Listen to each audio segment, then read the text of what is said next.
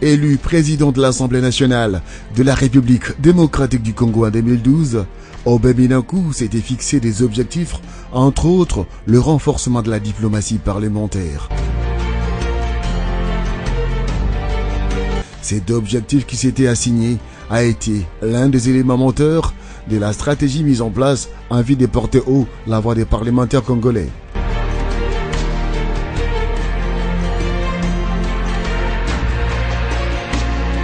Refutant la politique de la chaise vide, Aubin Binakou avait effectué le déplacement de la Belgique pour reprendre part à la 38e session de l'APEF. En marge de ces assises, plusieurs contacts avec les autorités belges ont été entrepris.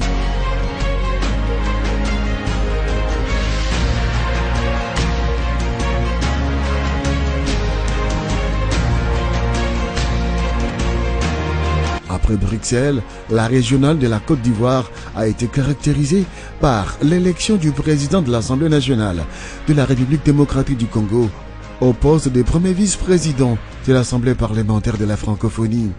En cette qualité, il a joué un rôle prépondérant pour la redynamisation de l'action de la région Afrique de la PEF.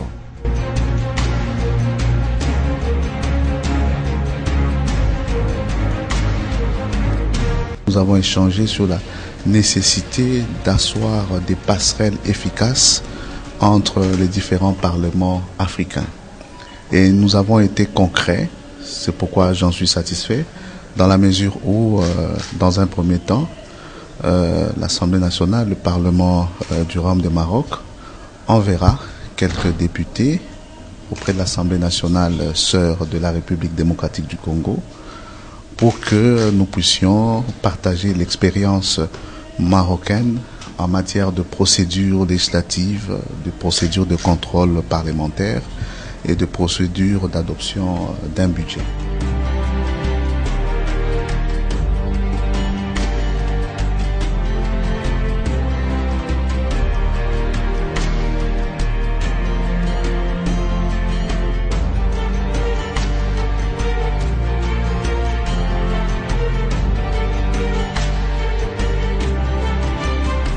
De Bujumbura à Rabat au Maroc, en passant par Abidjan, le parlementaire de l'espace francophone ont su apprécier la direction menée par Aubin Binakou et le rapprochement des points de vue des assemblées dans la recherche des solutions aux différents problèmes survenus sur le continent.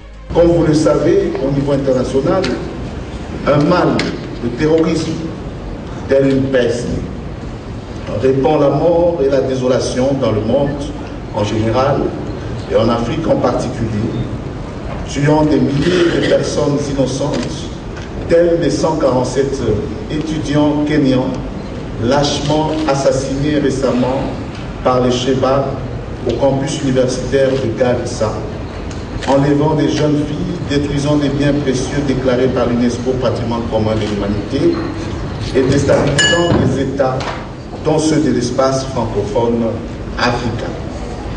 Ce fléau multiforme et la négation même de l'existence de l'être humain, partant des valeurs cardinales de la démocratie ainsi que des idéaux humanistes qui constituent le fond commun de la communauté francophone universelle. Il est une menace grave aux droits humains et aux libertés fondamentales, à la paix ainsi qu'à la sécurité des nations et des États. L'heure a donc sonné pour une solidarité active entre nos peuples et pour des actions concertées de nos gouvernements respectifs afin de combattre, mieux d'éradiquer ce fléau mortel pour l'humanité.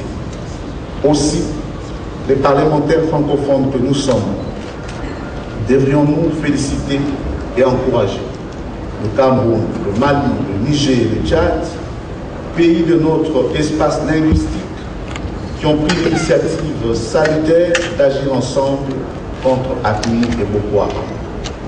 Nous devrions aussi saisir cette opportunité pour marquer notre solidarité et rendre hommage aux hommes, femmes et enfants victimes de la barbarie de ces extrémistes qui attaquent de plein fouet les valeurs de civilisation auxquelles nous croyons tous. Puis-je vous demander, mesdames et messieurs, de garder quelques instants de silence en leur mémoire.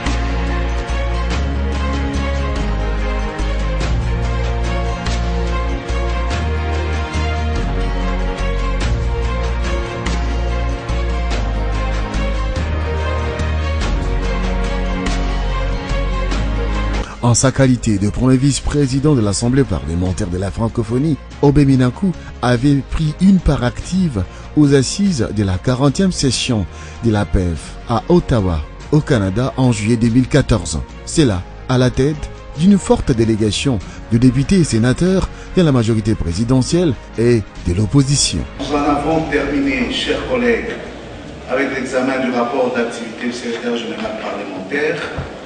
Nous pouvons dès lors entamer le point 8 relatif au rapport du trésorier sur les comptes 2013 et le projet de budget rectifié pour 2014.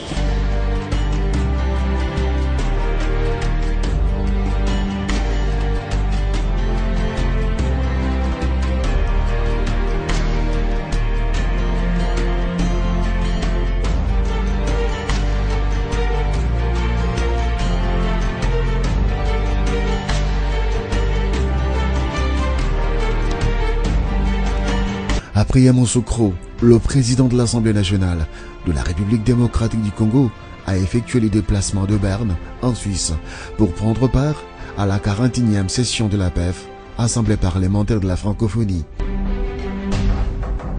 Dimanche 5 juillet 2015, la délégation congolaise arrive à l'aéroport de Zurich. Direction Berne.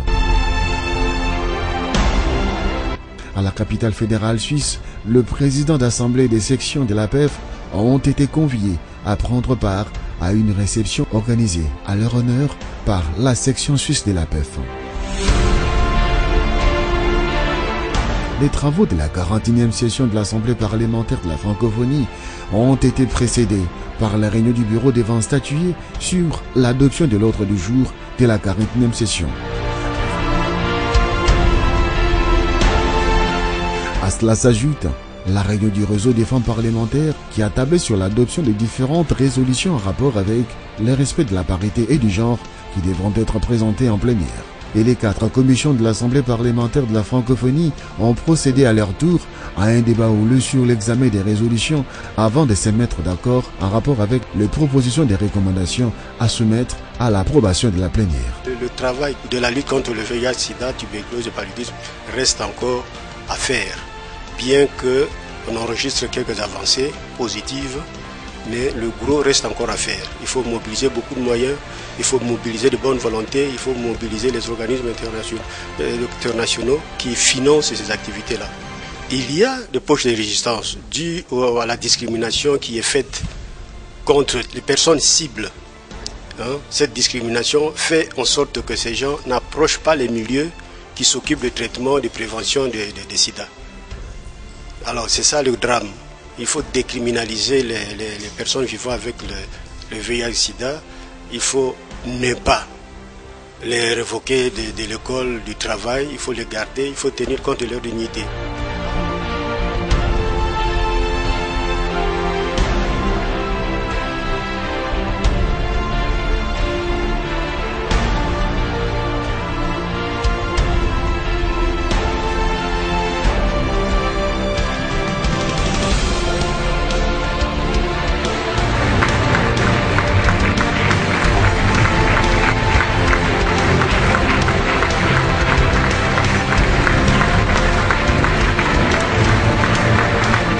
Jeudi 10 juillet 2015, la cérémonie d'ouverture officielle des assises de la 41e session de la PEF est organisée à l'hôtel Allegro en présence de toutes les sections de la PEF du monde.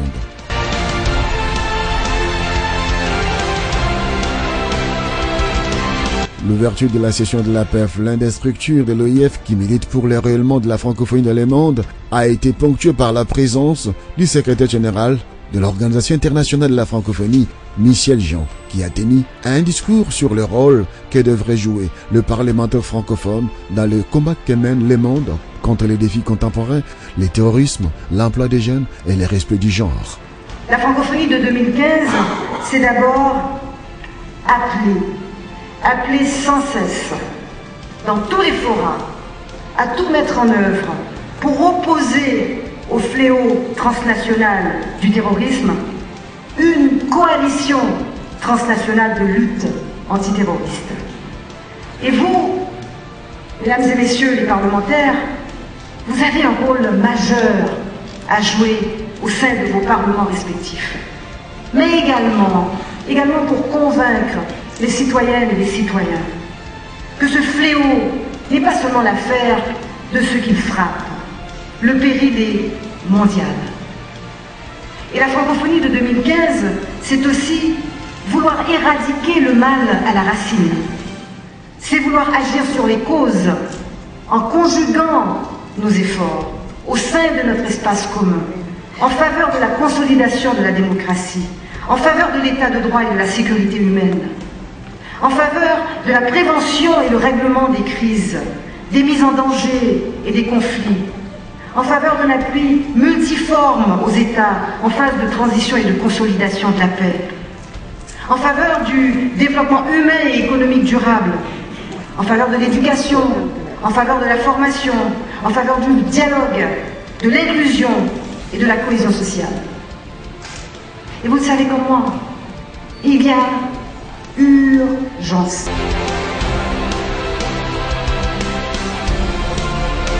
Elle a suffisamment harangué, exhorté les parlementaires à avoir une approche pragmatique et responsable et innovante.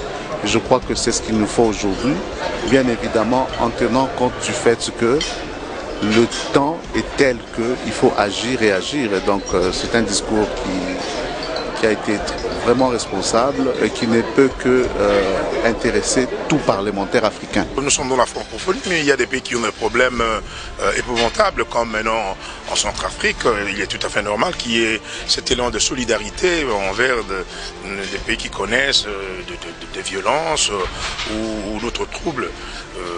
Nous sommes dans un monde qui veut que chaque fois quand un pays est en difficulté, il faut que les partenaires bilatéraux, multilatéraux lui viennent en aide, c'est normal, étant donné également que c'est une affaire qui a été prise en main par la communauté internationale, particulièrement le Conseil de sécurité, qui a pris même des résolutions quant à ce. Donc il était tout à fait normal qu'il puisse revenir sur ce cas précis d'un pays francophone qui a des problèmes, comme dans d'autres pays. Il a plutôt relevé même le problème du terrorisme qui a frappé récemment la Tunisie. Donc je crois que c'était des discours conventionnels qu'il fallait dire parce que il fallait reprendre les problèmes saillants de l'heure. Après la cérémonie d'ouverture, les travaux ont été poursuivis au palais du Parlement fédéral. Plusieurs thématiques ont été développées sur l'emploi des jeunes et la protection de l'environnement.